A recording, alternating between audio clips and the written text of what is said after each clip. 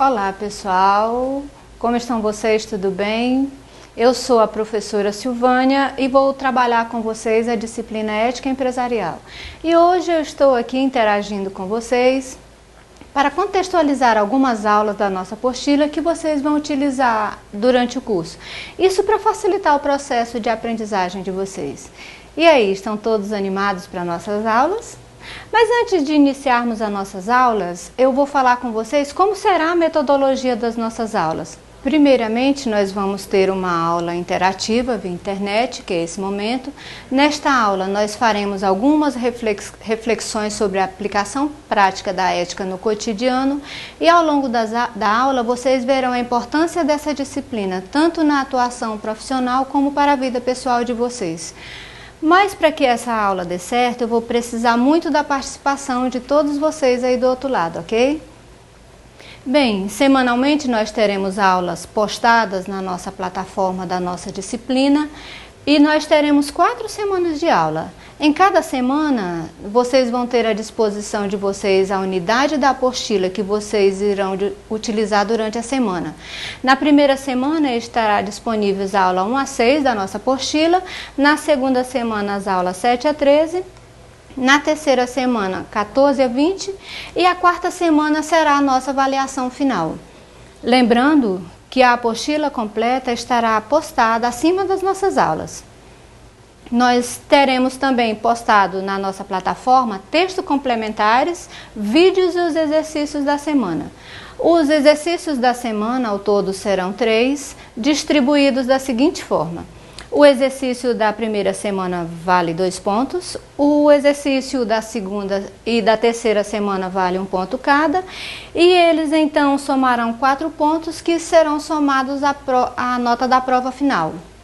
Pessoal, não esqueçam que todas estas informações que dei para vocês estão também disponíveis na plataforma da nossa disciplina. E também não se esqueçam de participar do nosso fórum, de interagir comigo e com a tutora para tirar todas as dúvidas de vocês, caso vocês tenham. Bem, feitos os devidos esclarecimentos da nossa disciplina, vamos agora entender como será a nossa aula interativa de hoje via internet. A nossa aula será bem simples. Nós faremos um estudo resumido da nossa apostila e vamos fazer um trabalho individual. Muito simples, né? Bem, e para começar, eu gostaria de fazer uma pergunta para vocês. Pessoal, o que é ética? Quando falamos de ética, temos que primeiramente entender que o agir ético é uma decisão exclusivamente humana, porque só nós, seres humanos, somos seres racionais, somos seres que usamos o raciocínio para tomar determinadas decisões, para decidir o que vamos fazer. Nós não agimos por instinto como os animais. Um cachorro, por exemplo, ele não come pensando, poxa vida, estou gordo, preciso comer menos, preciso fazer regime. Imaginem que um cidadão foi fazer um safari na África e, muito encantado com a beleza da selva, se perde do grupo em que ele estava. E de repente, ele, caminhando, se encontra em frente a um leão faminto. O leão não vai pensar assim, coitado, esse cara está perdido. Diferentemente dos animais, nós temos escolhas. E quando falamos de ética, precisamos entender que ética pressupõe liberdade, vontade, responsabilidade. Nós que decidimos se vamos agir de determinada forma ou não. Nós somos responsáveis por nossas decisões. E o que significa isso, Silvânia? Significa que agir eticamente é um exercício consciente de escolha permanente. E respondendo à nossa pergunta sobre o que é ética, ética é o nome dado ao ramo da filosofia que se dedica aos assuntos morais. A palavra ética deriva do grego ethos e significa o conjunto de costumes instituídos por uma sociedade para formar, regular e controlar a conduta de seus membros. Ela estuda os fenômenos morais, as morais históricas de uma sociedade, os códigos de normas e as condutas que regem determinada sociedade. E o que concluímos com isso, Silvânia? Concluímos que a ética de uma sociedade tem a sua fundamentação nas ações transmitidas de geração em geração, ações consideradas como morais, ou seja, como certas ou erradas por aquelas pessoas daquela sociedade. Mas, Silvânia, o que é moral? Muitas vezes nós tomamos conhecimento de determinadas notícias ou conhecemos determinadas pessoas que fazem ações as quais nós nos sentimos emocionados, admirados e alegres com a honradez delas. Nós temos vários exemplos disso e sei que vocês também conhecem pessoas, alguém que você admira por ser uma pessoa ética e moral. Eu me lembro de uma reportagem de um caso de um casal de moradores de ruas em algum lugar do nosso Brasil que encontraram 20 mil reais e devolveram o dinheiro para o dono. Na reportagem, o homem disse que devolveu o dinheiro porque o dinheiro não era dele e a mãe dele tinha ensinado ele a não ficar com o que era dos outros. Eu contei essa pequena história para vocês entenderem melhor a definição de moral. A palavra moral, ela vem da palavra latina mores e significa o costume. No plural, essa palavra latina é mores e significa hábitos de conduta ou de comportamentos instituídos por uma sociedade em condições históricas determinadas. Moral é o conjunto de regras e preceitos que determinado grupo social estabelece ao longo do tempo para regular as relações entre as pessoas em busca pelo bem comum, pela felicidade, com base na justiça, pela sobrevivência. Se nós formos observar a definição de moral e ética, ambos os verbetes eles falam de normas, de conjunto de regras, mas cabe salientar que eles não são a mesma coisa. Mas eu vou explicar melhor para vocês. As pessoas se relacionam dentro de certos critérios que elas definem o que é bom e o que é mal para elas. Isto está no campo da moralidade, ou seja, elas fazem juízo de valores das situações, pois elas definem o que é certo e o que é errado. Isso é moral. Uma vez que essa sociedade estabeleceu seus critérios do que é certo e do que é errado nesta sociedade, ou seja, ela definiu o que é bom e o que é mal, são então construídas normas para que haja respeito aos critérios estabelecidos pela moral. Isto é ética. Entenderam a diferença? E não posso deixar de lembrá-los que ela não é fixa, pois muda de acordo com o contexto histórico-social e com o tempo histórico. Vocês lembram que tempos atrás a situação feminina era diferente do que é hoje? Como que uma mulher era vista quando ela resolvia sair de casa para trabalhar e estudar? E hoje, caso uma mulher não estude, não trabalhe, como ela é vista? Perceberam que os valores mudam ao longo do tempo e não mudam ao longo do tempo, mudam também de cultura para cultura. E ainda nós temos a diferença entre os termos moral, imoral e amoral. Como vimos, moral é o conjunto de valores, de normas e de noções do que é certo e do que é errado, proibido e permitido dentro de determinada sociedade ou uma cultura. Assim, um indivíduo ou um ato moral tem que estar conciliado com os costumes, com os valores e com as normas estabelecidas na sociedade. Podemos então dizer que quando o indivíduo tem um ato moral, ele age de acordo com os costumes vigentes na sociedade em que ele vive. E podemos dizer mais, podemos dizer que é um ato positivo, pois ele não fere os costumes, as normas e os valores estabelecidos dentro de determinada sociedade. Um exemplo de um agente moral é o sujeito que estuda para fazer uma prova, que dirige com cuidado, obedecendo às leis de trânsito. A moral é o agente ou o ato que não tem senso do que seja moral e ética. É o que desconhece a moral e a ética. Podemos dizer que é um ato neutro, pois é desprovido de julgamento moral e ético. Uma ação amoral, por exemplo, é fazer uma prova, comprar um carro. Fazer uma prova, comprar um carro, não tem julgamento moral nessas ações. Um exemplo de pessoa moral são os que não são capazes de decidir e julgar sobre seus atos, como as crianças, os doentes mentais, os idosos com síndrome de Alzheimer, por exemplo. Já imoral é todo sujeito, todo ato que contraria a moral. Na imoralidade, o sujeito conhece o que é moral, sabe o que é certo e o que é errado, mas age contrário ao que é normatizado pela moral, levando a uma conduta com falta de pudor, induzindo a indecência ao pecado. Podemos dizer que este ato negativo pois fere as normas estabelecidas socialmente. Como exemplo, podemos dizer o aluno que cola, a pessoa que dirige embriagada. Quando estes atos são cometidos, as normas estabelecidas socialmente, elas são desrespeitadas. Bem, Silvânia, fazendo uma análise do que é moral e ética, nós já não temos todas as normas estabelecidas socialmente? Por que temos que discutir sobre ética? Por que vocês acham que discutimos sobre ética, sobre moral? Pessoal, porque elas perpassam por todas as ações humanas, sendo elas boas ou ruins. Nas ações em que a sociedade em determinadas situações se degrada, se omite, inverte os valores estabelecidos socialmente, nas situações nas quais o contexto social muda e com eles os valores e assim por diante. Quando precisamos tomar determinadas decisões e nenhuma das alternativas que temos disponíveis para a tomada de decisão satisfazem as nossas expectativas, os nossos desejos, chamamos isso de dilemas. Por isso passamos a discutir sobre ética. Para exemplificar, vamos imaginar que um homem desempregado, sem dinheiro, com vários filhos e uma esposa doente, várias contas atrasadas, e ele recebe uma proposta de emprego que levará ele a cometer certos atos de irregularidade, de desonestidade que vão beneficiar o patrão dele. O que ele deve fazer? Ele deve aceitar o emprego ou ele deve recusar e ver seus filhos passarem fome e não poder comprar os remédios para sua esposa doente? E em relação às questões éticas e morais da modernidade, como devemos nos posicionar frente a elas? Sobre as descobertas científicas. E se as descobertas científicas feitas pelas ciências biológicas vão de encontro ao que eu acredito?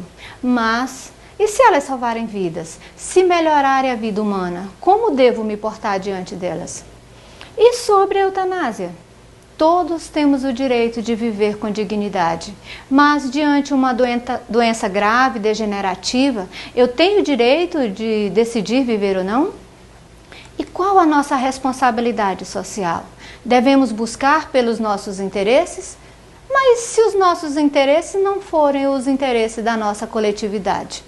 Devo buscar contribuir para que haja uma sociedade mais justa ou o governo que se vire porque para isso eu já pago impostos? E sobre a religião? Por que as pessoas são intolerantes com as religiões dos outros? Eu me completo sendo cristã e você sendo espírita, budista ou outra religião. E aí? E ecologicamente, pessoal, como nós estamos? Sou responsável também para que haja um ambiente mais limpo? O que tenho feito para que isso aconteça? Ou também o governo que se vire porque eu já pago imposto demais? É preciso admitir que talvez as respostas não sejam tão simples, pois talvez nenhuma das alternativas que temos diante destas questões são as que gostaríamos de ter ou dar como resposta. Mas uma sociedade desenvolvida eticamente não precisava viver estes dilemas.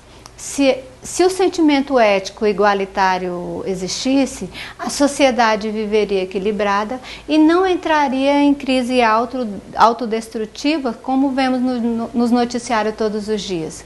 Ela também não iria noticiar como fantástico uma ação de honestidade. Devolver o que não é seu, ser honesto, é dever de todo cidadão. Durante a nossa aula, nós temos visto que a ética se relaciona com os valores de um povo e que nós, a partir dos valores que estabelecemos, nos comportamos e mantemos as nossas relações sociais com nossos pares. Mas, Silvânia, o que são valores? Valores são a base da conduta humana, são os princípios dos quais não abrimos mão. E eles estabelecem como nos portamos socialmente, como nos portamos no trabalho, na família, com os amigos, como realizamos nossos negócios, por exemplo. E nós temos vários valores, como família, amor, trabalho, dinheiro. Todos eles têm um significado, todos eles têm um porquê. Quando prezamos algo em nossa vida, significa que aquilo é muito importante para nós, que aquilo importante tem um valor, tem um significado. Eu poderia perguntar para vocês, o que é mais valoroso para a vida de vocês? Acredito que a maioria vai dizer que é a família. Aí eu perguntaria por quê? Suponho que vocês também vão me responder que é porque é na família que vocês encontram felicidade, segurança, amor. Perceberam que os valores são meio para alcançarmos os estados emocionais que desejamos? Por exemplo, na família, você não busca ter amor, ter segurança, ser feliz? Com o dinheiro, você não busca ter liberdade, autonomia, ter capacidade de contribuir? Assim, pessoal, os nossos valores são os meios que servem para alcançarmos um conjunto de valores mais profundos. Ou seja, um conjunto de emoções que desejamos experimentar ao longo da vida. Emoções estas vinculadas a ações morais socialmente estabelecidas ao grupo ao qual estamos inseridos. E quando falamos de valores organizacionais, tais como integridade, respeito, confiança, dignidade, equidade, justiça, independência e bom humor, estamos falando dos princípios de conduta que devem ser seguidos pelas pessoas que compõem a instituição. E estes valores têm foco nos comportamentos das pessoas. Quando trazemos a ética, a moral e os valores para dentro das organizações, podemos observar que ética, valor e moral também estão presentes no dia a dia das organizações, representados também nos valores eleitos como sustentação para a tomada de decisão dos gestores das empresas. Bem, diante de tudo que nós temos falado até aqui, do ponto de vista dos valores, a ética exprime a maneira como uma cultura, uma sociedade, define para si o que é certo e o que é errado, o que é virtude e o que é vício. Assim, quando temos determinada ação, assumimos socialmente responsabilidades. Isso implica dizer que precisamos cumprir as normas estabelecidas pela sociedade e quando descumprimos as normas estabelecidas pela sociedade, só podemos sofrer a sanção da lei. E isso ocorre para que haja harmonia entre os indivíduos. Vamos assistir agora um vídeo que fala a esse respeito? Um homem nu com a bola de ferro acorrentada às mãos está ajoelhado e de cabeça baixa diante de uma mulher que segura a espada. A imagem é a do mural que está em posição de destaque na principal sala de julgamento do Tribunal de Justiça do Estado, no bairro de Santo Antônio. Representa o poder de coerção da justiça, o poder de determinar punições para quem desrespeitar as leis, regras de comportamento que são justificadas por princípios éticos e morais de toda a sociedade. A diferença basicamente entre uma norma jurídica e uma norma moral é que a norma jurídica tem a obrigatoriedade.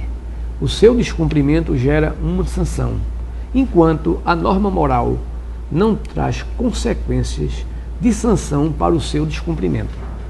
Quem descumprir uma norma de ordem moral, ele tem a censura íntima dele mesmo por descumprir uma ordem moral. Ele tem a censura da comunidade. Diferentemente, quem descumpre uma ordem jurídica tem uma sanção, responde por aquilo. Então eu diria que primeiro viria a norma moral. E aqueles fatos, quando trazem uma preocupação para a sociedade, elas são transformadas em normas jurídicas. Então, primeiro, nós teríamos uma norma moral. O desembargador também explica que as normas morais de uma sociedade interferem na aplicação da lei jurídica. Com isso, a punição de um mesmo crime pode ser diferente em duas sociedades governadas pela mesma norma jurídica. Porque o corpo de jurado que julga o homicídio, ele é formado por pessoas de cada comunidade. Então, o corpo de jurado do Alto Sertão, ele tem uma concepção diferentemente do corpo de jurado da metrópole. Então, com isso a gente pode dizer que é muito provável, sobretudo há uns anos atrás, que o indivíduo que matasse a esposa em defesa da honra, ele tinha chance de ser absolvido se ele fosse julgado no Alto Sertão do que se fosse julgado na metrópole. Porque no processo de júri, diferentemente dos outros, o juiz apenas limita a pena, porque quem condena são os jurados. Esse juízo de valor é feito pelos jurados, mas só nos processos do júri, dos crimes contra a vida. Nos outros processos, nas outras infrações, não. Encontramos um exemplo prático numa das salas de conciliação do Fórum Tomás de Aquino. Esta mulher procurou a justiça porque há vários anos vem sendo agredida por este casal que é vizinho dela. A promotora ouviu as duas partes e decidiu. Vai abrir um processo contra o casal. A promotora fez um alerta ao homem sobre a punição a que ele está sujeito. O senhor sabe que, apesar de ser menor potencial ofensivo, o senhor pode ser preso? A norma moral é quando você espera que na sua vizinhança as pessoas se respeitem, as pessoas se ajudem mutuamente, haja um ponto de equilíbrio para uma convivência pacífica. A norma penal, por sua vez, o Estado chama para si o dever de punir. Nós vamos denunciar o casal para que haja uma sanção do judiciário, se assim entender, no sentido de que eles possam até ser presos. As normas morais que dão origem às leis ou normas jurídicas fazem parte dos estudos da filosofia. No século XIX, o filósofo alemão Immanuel Kant procurou definir como o ser humano deve estabelecer suas normas de conduta para conviver em sociedade. A norma moral, ela deveria ou deve ser introjetada, ela é do sujeito, da pessoa humana que pensa sobre a sua própria ação. Então, para Kant, o filósofo alemão, ele idealizou, mobilizou toda uma perspectiva filosófica em vista da ética no seguinte aspecto do imperativo, que ele chamou de imperativo categórico. Então, age de tal maneira que a tua ação ela possa servir como uma máxima para todas as outras pessoas. Todas as outras pessoas fariam ou farão a mesma atitude que eu estou tomando em qualquer situação dada. Mas será que o ser humano já nasce com princípios morais definidos? Ou eles são apreendidos durante a vida? Para Kant, por isso que ele é chamado de idealismo kantiano, há uma norma ética, uma norma que a gente chamaria aqui geral, que é para todos, não tem como se abdicar dela. Para Kant, o indivíduo ele é livre ou age em liberdade na medida em que ele assume e internaliza a norma moral, que é primeira do que a norma jurídica, que é aquela que você acredita como um bem para si, um bem para o outro e no sentido um bem maior. O filósofo alemão considerava muito perigosa qualquer exceção feita à regra moral coletiva. Para ele, as tais exceções podem abrir precedentes ou desculpas para todo tipo de crime. De acordo com o filósofo, o respeito à moral deve começar pelos gestos mais simples, como, por exemplo, respeitar o sinal de trânsito e a faixa de pedestres. A regra nunca deve ser relativizada, ou seja, deve ser cumprida à risca e por todos. Para Kant seria o seguinte: vamos primeiro tratar de manter a norma moral do sujeito, que não deve seguir adiante no sinal vermelho, não tem intermitência do sinal, mas também vamos tentar resolver o problema que causa a possibilidade da exceção, que seria o quê? Resolver o problema da violência, né? Resolver o problema da desigualdade social, daquilo que constitui a vida coletiva. Como acabamos de ver nesse vídeo, tanto a ética quanto a lei apresentam semelhanças e diferenças entre si. A ética faz referência à conduta humana na sociedade, sobre a ótica do bem e do mal, determinada pelo costume, pela moral, pelos valores. Enquanto que a lei faz referência a acordos de caráter obrigatórios estabelecidos entre as pessoas de um grupo para garantir justiça e o direito mínimo das pessoas. Assim, nós podemos identificar algumas semelhanças e algumas diferenças entre a ética e a lei. As principais semelhanças entre a ética e a lei são que ambas apresentam-se como normas que devem ser seguidas por todos, ambas procuram propor uma melhor convivência entre os indivíduos e ambas resultam de um caráter histórico e social que se orientam por valores próprios de uma determinada sociedade. Quanto às diferenças, podemos dizer que as principais diferenças entre a ética e a lei são que a ética se caracteriza por ser mais informal, enquanto que a lei é um instrumento formal, escrito e promulgado, A ética, ela poderá sofrer uma variação no âmbito de um mesmo grupo, enquanto que a lei, ela apresenta-se único para um determinado grupo. O não cumprimento de uma norma ética poderá provocar uma rejeição do grupo ou um isolamento do transgressor, enquanto que o não cumprimento de uma lei ou a sua desobediência gera uma penalidade ao transgressor. Podemos dizer também que o âmbito de abrangência da ética, ele é maior, atingindo vários aspectos da vida humana, enquanto que a lei, ela se restringe às questões específicas de condutas sociais. A ética se caracteriza mais pela liberdade dos indivíduos, enquanto que a lei, ela é imposta para o cumprimento obrigatório de todos os indivíduos do grupo. E para discutirmos a conduta ética dos indivíduos diante das decisões que eles têm que tomarem, precisamos entomar que uma conduta só pode ser tida como ética quando ela vem dotada de consciência, pois é a nossa consciência que rege as nossas condutas quando temos liberdade, vontade e responsabilidade nas nossas ações. Mas, Silvânia, o que significa ter consciência? Significa que somos responsáveis pelas decisões que tomamos, que somos capazes de analisar, refletir e julgar sobre determinado assunto e agir de determinada maneira. Significa que pessoas conscientes sabem a diferença entre o certo e o errado, o bem e o mal, o permitido e o proibido, a virtude e o vício e o que é moralmente aceito ou não em determinada sociedade. Como eu disse ainda há pouco a vocês, o agir ético é uma decisão exclusivamente humana, porque só nós, seres humanos, somos seres racionais, somos seres que usamos o raciocínio para tomar determinadas decisões. Diferentemente dos animais, eles não pensam e nem analisam sobre as coisas, eles agem por instintos. Outro exemplo que podemos também dizer como exemplo de falta de consciência, ou seja, com falta de responsabilidade sobre as ações, são os casos das crianças, dos doentes mentais, pois eles não são capazes de escolher, de decidir e julgar sobre determinado assunto. Por isso que a lei os chama de imputáveis, ou seja, eles não são responsáveis por seus atos. A conduta ética, então, ela decorre de um hábito, de decisões livres, de enfrentarmos os dilemas que a vida, o contexto social nos apresenta. E diante das decisões que precisamos tomar, demonstramos quem somos, que caráter temos. Agora, nós vamos falar um pouco sobre a moral presente nas diferentes atitudes, crenças e ideologia das pessoas em diferentes culturas. Vamos falar um pouco sobre multiculturalismo e entender como isso influencia lá no nosso trabalho. Silvânia, mas o que é multiculturalismo?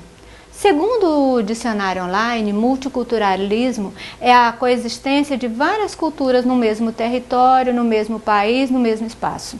E para entendermos melhor o que significa multiculturalismo, eu trouxe um vídeo para nós assistirmos. Multiculturalismo e seus significados. Sobre esse tema, é importante ressaltar o movimento das ideias a partir da consciência coletiva e da pluralidade cultural, o que faz com que o termo divida posições. Enquanto alguns se opõem, considerando o multiculturalismo uma proposta ingênua e leviana, ou um estímulo à fragmentação da vida social, outros o defendem, atribuindo a ele a ideia de estratégia política de integração social. Outros ainda acreditam que há uma cultura que se julga superior às outras, e isso impede que exista de fato uma política multicultural. Não há como negar também a influência não apenas das instituições educativas, tais como escolas e universidades, mas também da mídia e veículo de comunicação, na forma como o multiculturalismo se apresenta à sociedade enquanto estratégia política. Embora os autores defendam que não é na escola que se deve buscar a origem do movimento social, mas na cultura de forma geral, não negam a importância da reflexão a partir das práticas educativas. Devido às diferentes visões com que se analisam o tema do multiculturalismo e, portanto, à dificuldade de se fazer uma leitura linear do movimento, os autores optaram por fazer um balanço sócio-histórico de como o fenômeno multicultural se constitui como um dos princípios norteadores de políticas culturais. A origem do fenômeno multicultural se deu nos países em que a diversidade cultural é vista como um problema para a unidade nacional. Desse modo, processos autoritários impõem uma cultura dita superior a toda a sociedade. Assim, grupos culturalmente dominados, diante da negação do direito de preservar suas características culturais, reagiram, exigindo reconhecimento e respeito a seus direitos. Essa luta se ampliou a partir da segunda metade de nosso século, quando a reação utilizou-se das organizações políticas e na reivindicação de seus direitos civis. É importante pensar também sobre a forma como os jovens constroem suas identidades por meio dos movimentos culturais e da mídia, o que extrapola as fronteiras nacionais e cria novas linguagens e imagens entre a juventude, gerando o que os autores denominam estetas de multiculturalismo, tais como a etnomúsica e a imagem cinematográfica, que dão uma estética diferente às etnias. No Brasil, o processo multicultural aconteceu de forma bem diferente dos Estados Unidos. No Brasil prevaleceu a mediação de um Estado interventor, o que dissimulou o racismo e fez com que só recentemente os segmentos sociais se mobilizassem. Já nos Estados Unidos, onde o Estado é menos interventor, o multiculturalismo se transformou em um movimento de afirmações étnicas, mas também de conflitos sangrentos. O multiculturalismo na América brasileira. Desde o final do século passado, a sociedade brasileira se acostumou a representar-se com a imagem de paraíso racial. Essa imagem foi um mecanismo de dominação ideológica criada por elites brancas, o mito da democracia racial. Diferentes fatores concorreram para desmistificar essa imagem. Os primeiros foram as organizações negras, que a partir do final dos anos 40 começaram a se articular para reivindicar direitos iguais e exigir o mesmo tratamento dispensado aos imigrantes europeus. Para que tal cenário se estabelecesse, entraram em cena fatores exógenos, fatores internos, e endógenos, fatores internos.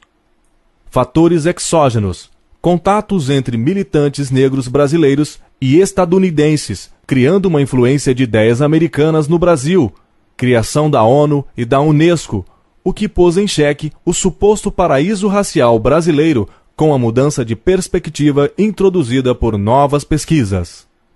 Fatores endógenos. Conjuntura socioeconômica e política brasileira no período de 1940 a 1960, com o Pacto Social e a intervenção direta do Estado. Houve um esforço por parte do Estado brasileiro para enfatizar questões culturais e com isso transmitir a ideia de construir uma nova nação, uma identidade nacional. Em meio à aparente harmonia, surgiram as reações contrárias das organizações negras.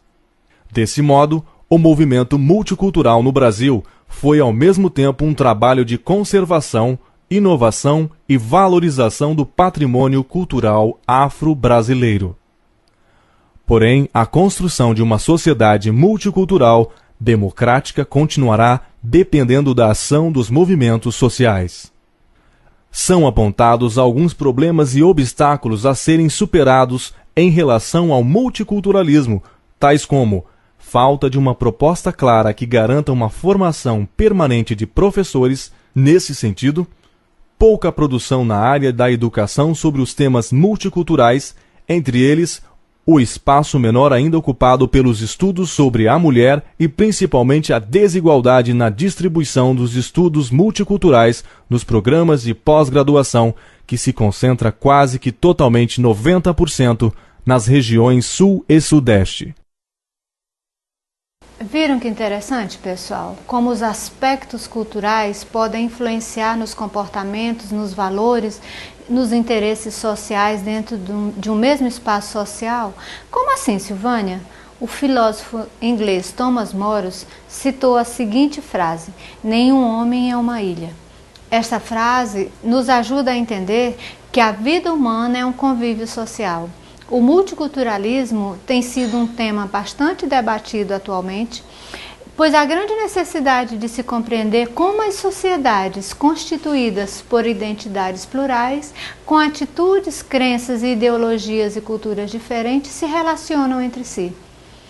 Cabe ressaltar, pessoal, que valorizar a diversidade cultural vai além dos temas folclóricos, porque essa valorização se trata de um desafio na busca da valorização e respeito pelas diferenças, e com isso a minimização dos estereótipos e preconceitos contra aqueles percebidos como diferentes.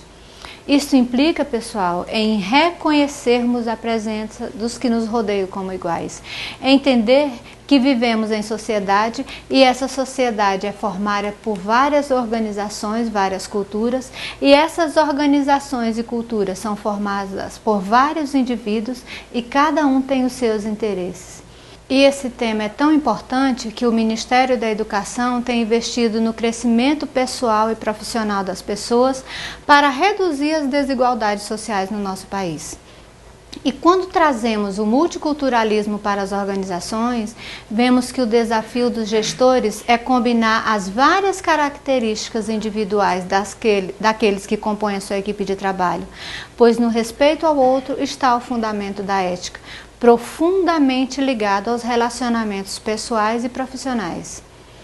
Em uma organização, as equipes de trabalho são formadas por pessoas de diferenças características que precisam ser valorizadas para que haja integração da equipe e um ambiente de trabalho favorável. Como temos visto durante toda a nossa aula, quando falamos de ética, estamos nos remetendo a uma convivência comunitária, a qual valorizamos a integração dos seres que vivem nessa comunidade. E com a profissão isso não é diferente, pois por meio de uma profissão, uma pessoa serve outra, serve a comunidade ao qual pertence. E quando trazemos o multiculturalismo para as organizações, vemos que o desafio dos gestores é combinar as várias características individuais daqueles que compõem a sua equipe de trabalho, pois no respeito ao outro está o fundamento da ética, profundamente ligado aos relacionamentos pessoais e profissionais.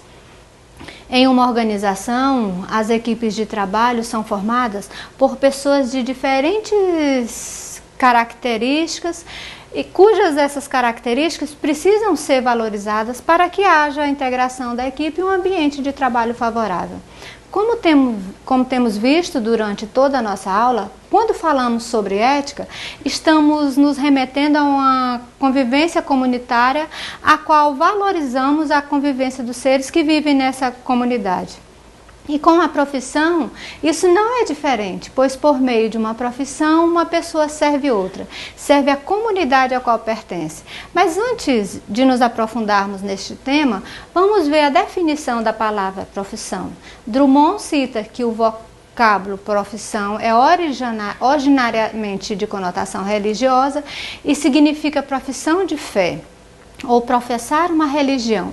Vem do latim profitel e que significa voto público, fazer uma promessa pública, declarar publicamente um compromisso de fazer bem a outros. A profissão, então, desde o seu início, ela tem uma razão social de existir e deve trazer benefício para a sociedade. Profissão, então, pessoal, é uma atividade humana específica que surge em razão de uma necessidade social, para a qual deve estar voltada com a missão fundamental de colaborar com o bem-estar coletivo, o equilíbrio e a paz social.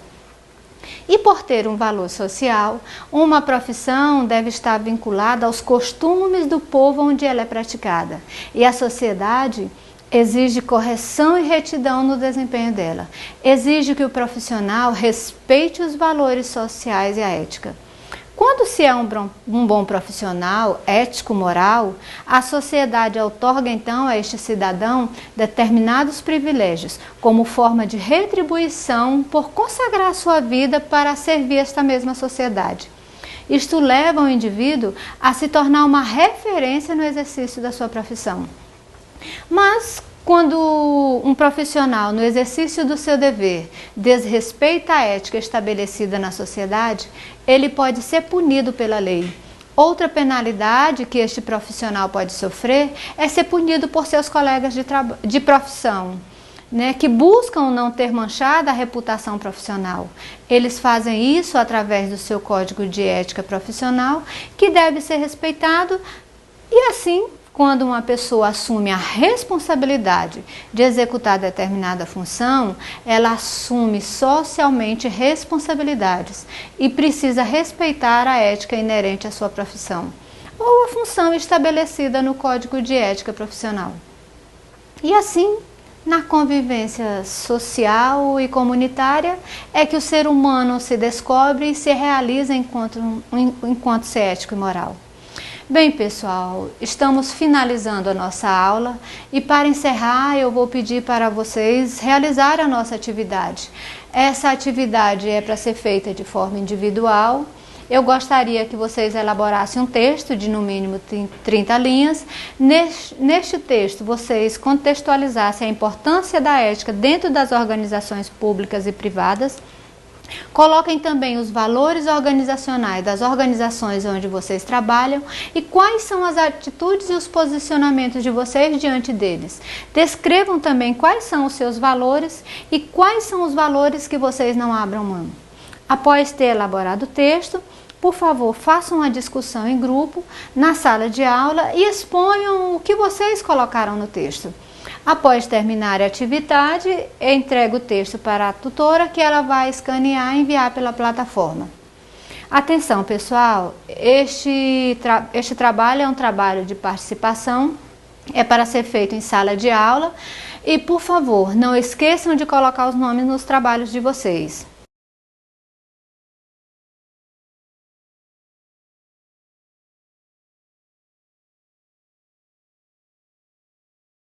Estamos então encerrando a nossa aula de hoje. Espero ter contribuído para o conhecimento de vocês. Não esqueçam que as nossas aulas elas continuam. Participem na plataforma e não deixem de tirar as dúvidas de vocês quando precisarem. Nosso curso é à distância, mas vai funcionar de forma que leve vocês, alunos e alunas, a terem um aprendizado de excelência. Mas para que isso aconteça, é preciso que vocês se dediquem aos estudos. Muito obrigada por estarem aí do outro lado, por participarem da atividade proposta. A todas as tutoras, meu muito obrigada. É muito importante vocês estarem aí do outro lado, sendo esse suporte. Mas antes de me despedir, eu gostaria de deixar uma frase para vocês de Oscar Wilde. Ele fala assim: chamamos de ética o conjunto de coisas que as pessoas fazem quando todos estão olhando. O conjunto de coisas que as pessoas fazem quando ninguém está olhando, chamamos de caráter. Bem, pessoal, desejo muito sucesso para todos e para todas. Que Deus abençoe a todos vocês. Até mais ver.